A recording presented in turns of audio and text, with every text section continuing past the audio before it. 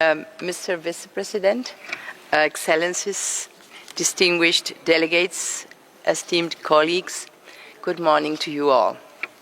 It is an honor to be here today to present my latest report on foundations and principles for the regulation of neurotechnologies and the processing of neurodata from a privacy perspective.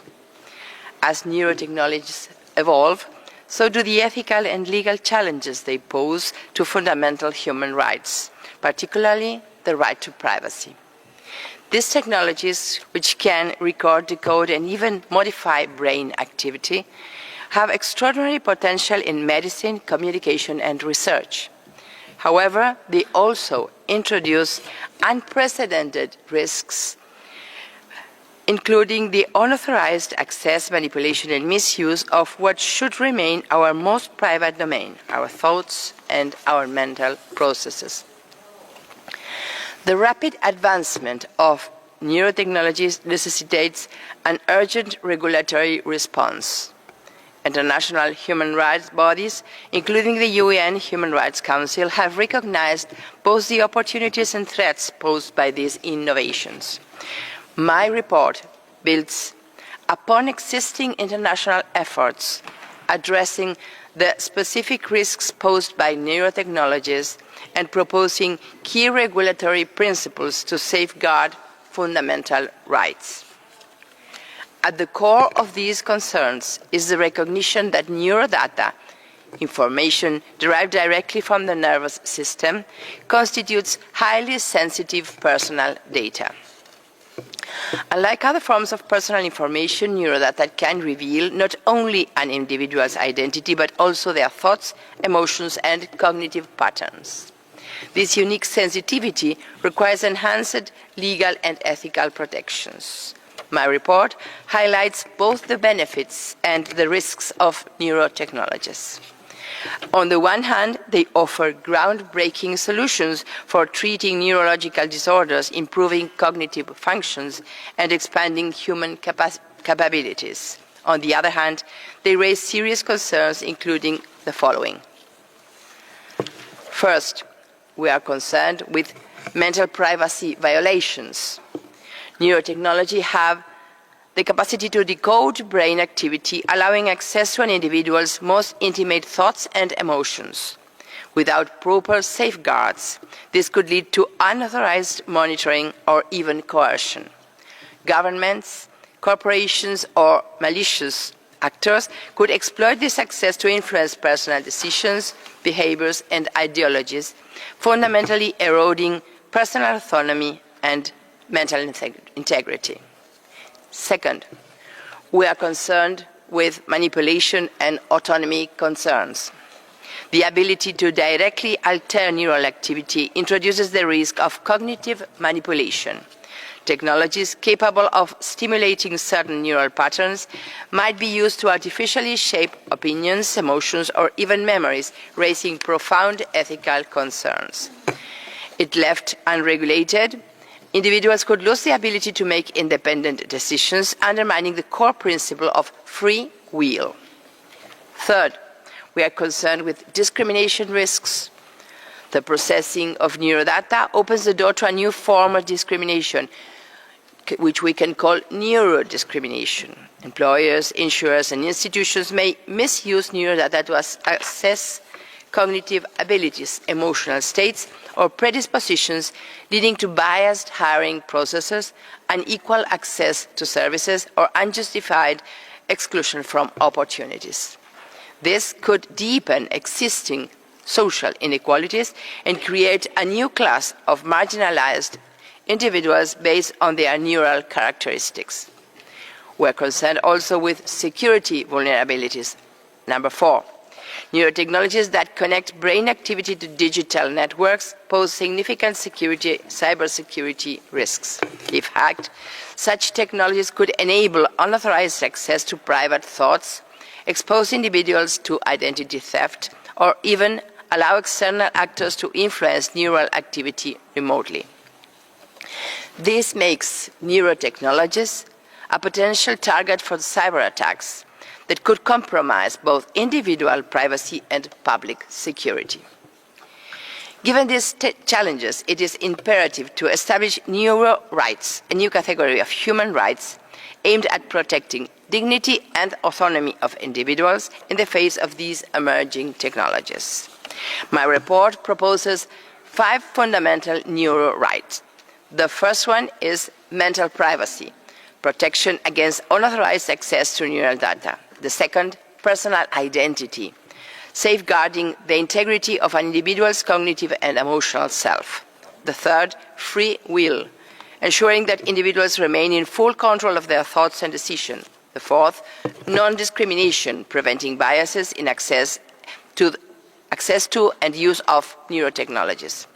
And the fifth and last is equitable access, guaranteeing that all individuals, regardless of socio-economic status, benefit from neurotechnological advancements. Now, recommendations. To address these concerns, my report urges stages 2.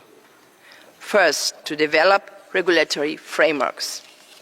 National and international laws must govern the use of neurotechnologies to ensure they respect human rights.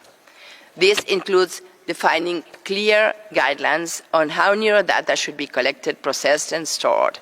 It is essential that legal instruments explicitly prohibit the unauthorized use of neurotechnologies for surveillance, coercion, or any activity that compromises mental privacy and individual autonomy.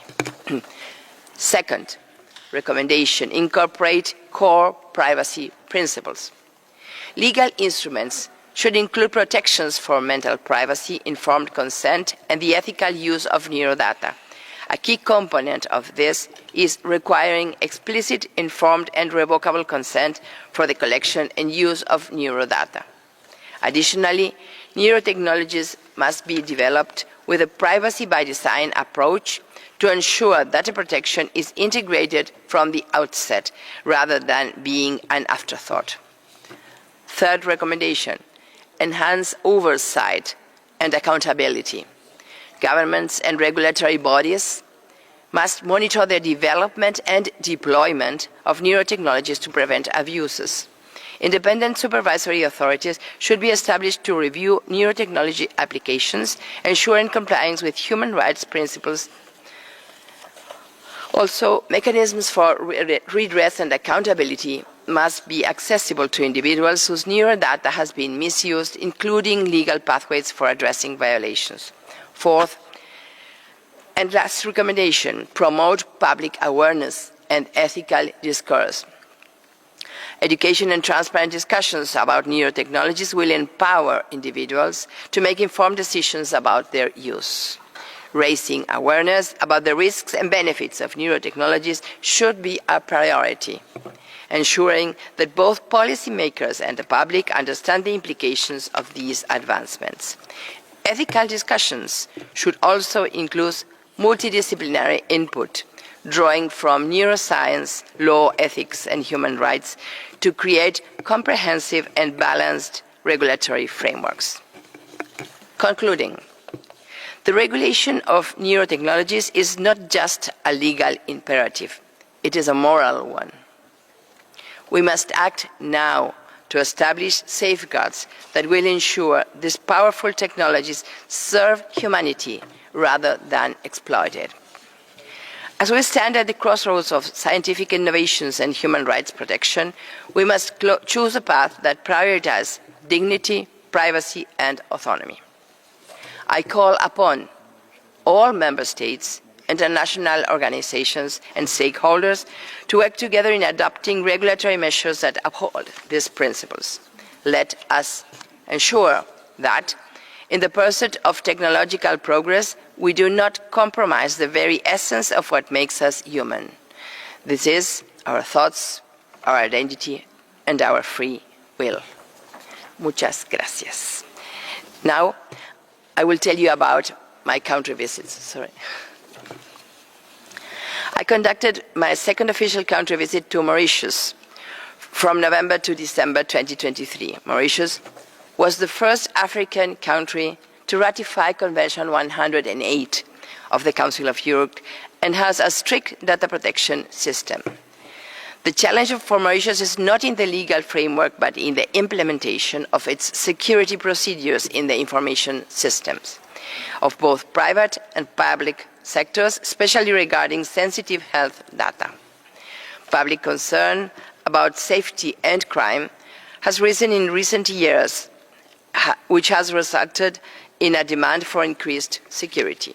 Tourism is one of the major pillars of the economy, and the government implemented the Safe City project and installed 4,000 high-functioning CCTV surveillance cameras in major tourist zones with plans to extend the network to other urban and high-risk areas. And as unregulated mobile phones can facilitate drug trafficking offences, the government has rolled out a mandatory SIM registration for all citizens with storage of biometrics.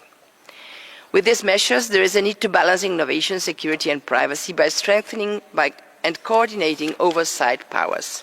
Regarding the privacy of vulnerable groups, I noted additional steps should be taken to further strengthen efforts to promote sensitivity and respect for personal dignity to ensure the right to privacy online and offline. Overall, Mauritius is strategically located at the crossroads of Asia and Africa and has positioned itself as a bridge to use emerging technologies, along with a strong commitment to privacy, to further elevate its economic and social development. My third official country visit was to Australia in August 2024. Australia's effort to update its privacy framework for personal data has been a prolonged process. But if key recommendations from the Privacy Act review process are prioritized and implemented, the federal privacy law will be strengthened to align the right to privacy at the national level with a robust framework of privacy principles that exist at the international level. Further, if the government can exert the political will and resources, it could also focus on cross-jurisdictional harmonization of federal and state territorial level privacy laws, and an example for other federalist states. Since my visit, an initial tranche of reforms were announced in November 2024. I'm hopeful that, with the necessary political will and resources, the government will continue to implement the recommended reforms to align the right of privacy at the national level with a robust framework of principles that exist at the international level. I also encourage the introduction of a federal human rights to strengthen Australia's link to the international legal framework so citizens can take remedial actions and, if necessary, go to courts. There is an urgent need to better understand the intersectionality of personal dignity with gender, indigenous, children, disability, and the elderly, as these vulnerable groups have a heightened risk of privacy violations online and offline, which can reveal alarming trends of discrimination, violence, sexual exploitation, cyberbullying, and financial manipulation. In November 2024, the Australian Parliament voted on online safety bill to impose a minimum age 16 years for social media use. I encourage the government to find solutions to ensure there is a balance between monitoring social media use and protecting the safety and mental health of children. I want to especially thank the governments of Mauritius and Australia for inviting my mandate and for their cooperation during my respective visits. I look forward to my next country visit, Mongolia, from the 8th to the 14th of April 2025, at the invitation of the government. For your attention, thank you.